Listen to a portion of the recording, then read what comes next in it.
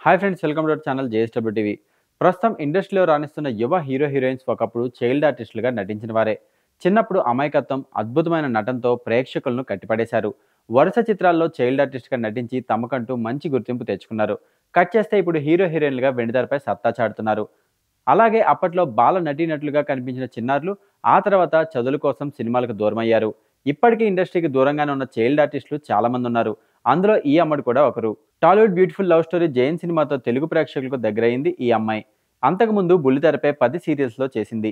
సీతమాలక్ష్మి అనే సీరియల్ చేస్తున్న సమయంలోనే జై మూవీ ఆడిషన్స్ కోసం ప్రకటన రావడంతో ఆమె తండ్రి తన ఫోటోల్ని దర్శకుడికి పంపించారు. అలా హీరోయిన్ చెల్లి పాత్ర కోసం సెలెక్ట్ అయింది.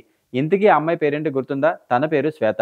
జైన్ సినిమాతో పాటు ఉత్సాహం, అనగనగా ఓ కుర్రాడు వంటి చిత్రాల్లో నటించి ఆ తర్వాత సినిమాలకు దూరమైంది. దర్శకుడు తేజ తెరకెక్కించిన జైన్ సినిమాలో నితిన్, సదా హీరో హీరోయిన్లుగా నటించారు. ఈ మూవీ అప్పట్లో భారీ విజయాన్ని అందుకుంది.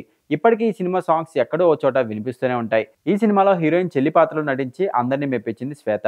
ముఖ్యంగా అక్షరాలను తిప్పిరాసే అమ్మాయిగా ప్రేక్షకులకు మరింత దగ్గరైంది. తన నటనతో ఈ పాత్రకు నంది అవార్డు గెలుచుకుంది. శ్వేత తల్లి జయలక్ష్మి సీరియల్ ఆర్టిస్ట్. చిన్న వయసులోనే సినీ రంగంలోకి అడుగుపెట్టింది శ్వేత. కానీ ఇండస్ట్రీలో హీరోయిన్ కాలేకపోయింది. జైన్ తర్వాత ఉత్సాహం, అనగనగా ఓ కుర్రాడు వంటి చిత్రాల్లో నటించిన ఆ తర్వాత పూర్తిగా చదువుపై దృష్టి పెట్టింది.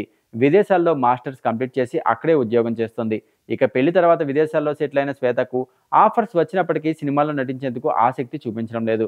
ప్రస్తుతం సినిమాలకు దూరంగా ఉండి ఫ్యామిలీ లైఫ్ ఎంజాయ్ చేస్తుంది. అలాగే సోషల్ మీడియాలో యాక్టివ్గా ఉంటూ నిత్యం ఏదో ఒక పోస్ట్ చేస్తూ ఉంటుంది. తాజాగా ఈ అమ్మడు గ్లామర్ ఫోటోలు నెట్టింట తెగ వైరల్ అవుతున్నాయి.